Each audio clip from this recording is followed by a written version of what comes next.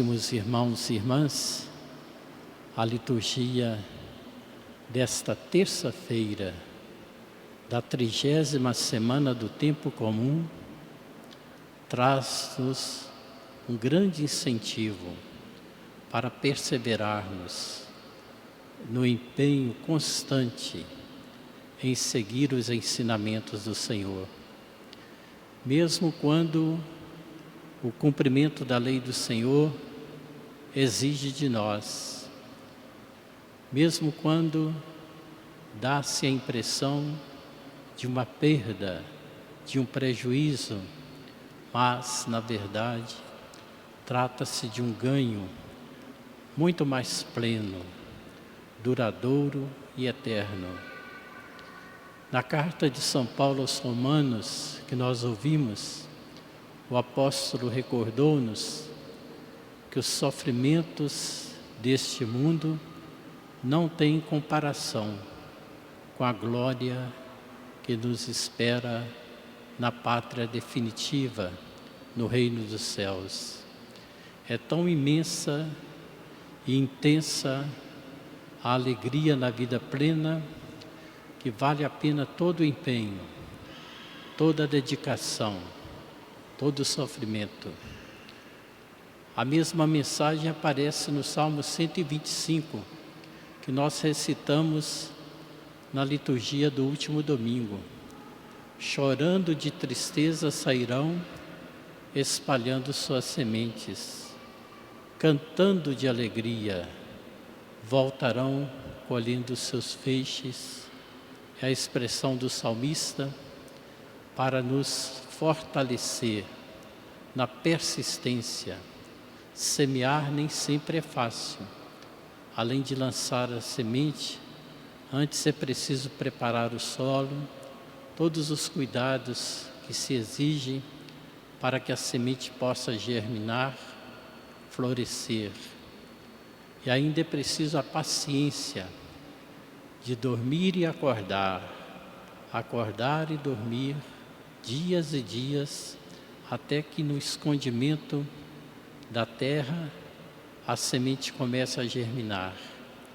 É preciso uma paciência histórica, iluminada pela fé. Nós não podemos nos deixar levar pela impaciência. É preciso saber aguardar as demoras de Deus, porque as demoras do Senhor são propícias para a nossa efetiva realização e felicidade. No Evangelho de hoje aparecem duas pequenas parábolas para mostrar, Jesus mostrando como é o reino de Deus. A primeira parábola é da semente de mostarda.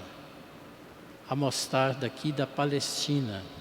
Muitos que aqui estão já tiveram a oportunidade de conhecer esta mostarda, que depois que germina e cresce, ela se torna um pequeno arvoredo onde os passarinhos podem fazer os seus ninhos.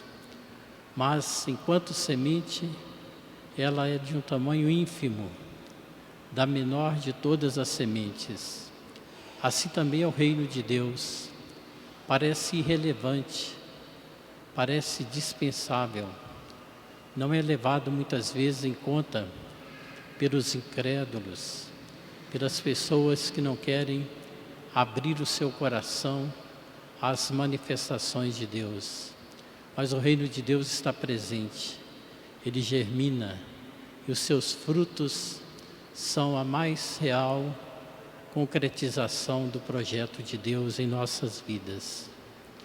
A segunda parábola, pequenina, é a parábola da mulher que coloca o fermento na massa para fazer o pão.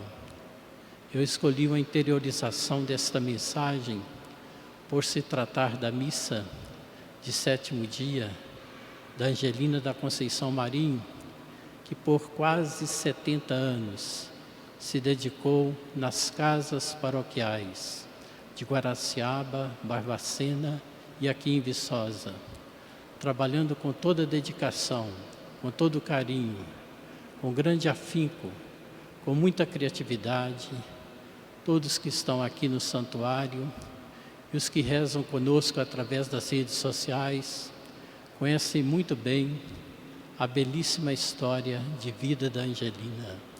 Então vamos mergulhar nesta parábola.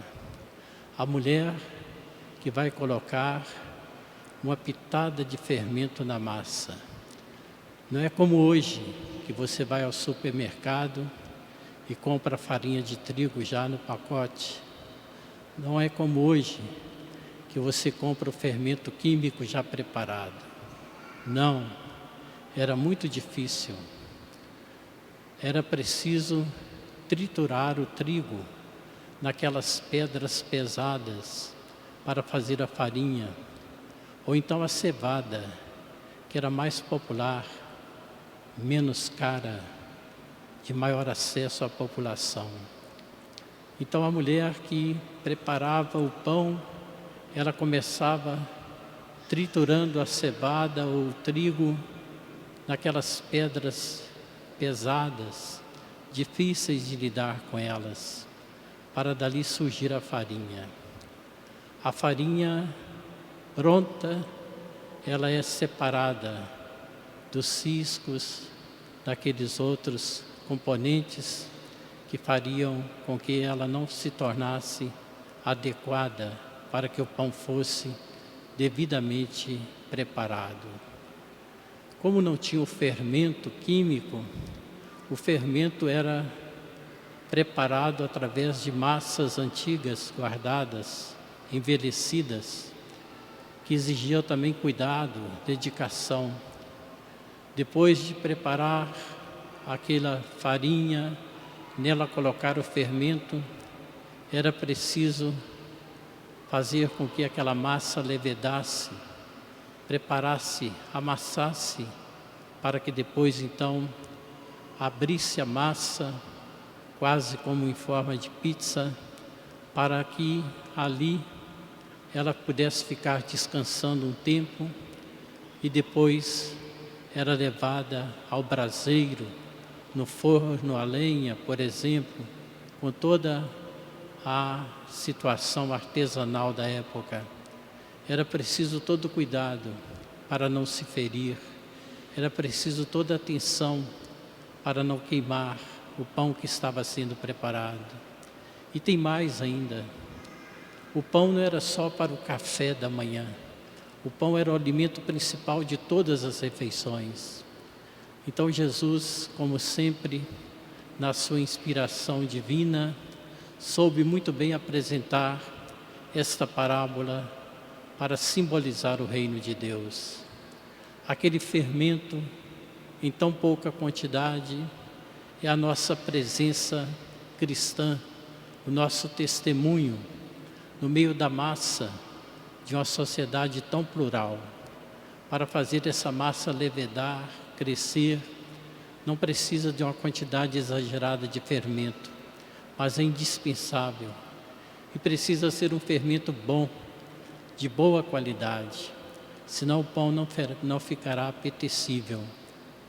E assim o reino de Deus, que está presente na história, ele faz com que a massa, a humanidade inteira, seja alcançada, levedada e possa crescer ao seu sentido pleno através do testemunho da nossa fé. Que a nossa vida, queridos irmãos e irmãs, seja inspirada na dedicação de quem sabe que é semear entre lágrimas para colher cantando de alegria e recolher os feixes. Para sabermos que, embora o reino de Deus é irrelevante para todos que não creem, ele, na verdade, presente na história, ele dá o sentido do viver humano, da existência humana. E o nosso testemunho, este fermento, alguém pode dizer, somos tão poucos, nossa voz e nossos talentos são tantas vezes agredidos pela ostentação de uma sociedade que insiste em viver sem Deus.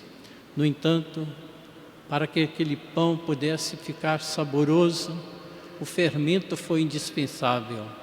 Para que a humanidade encontre o seu sentido de vida e de história, é indispensável o fermento da fé cristã. Que nós demos o nosso testemunho constantemente, assim como deu esse testemunho a dona Ana Anselmo, da comunidade da Piúna, cuja missa de 30º dia estamos aqui hoje celebrando, a Angelina, tantos outros irmãos e irmãs nossos que nos antecedem nos caminhos dessa história, nos antecedem agora na presença de Deus, no reino definitivo. Não nos cansemos. Se a dona de casa, naquela época, não preparasse o pão, com que as pessoas iriam se alimentar? Se nós cruzarmos os nossos braços, com que a humanidade poderá alimentar a sua fé, a sua esperança e a sua caridade? Louvado seja nosso Senhor Jesus Cristo.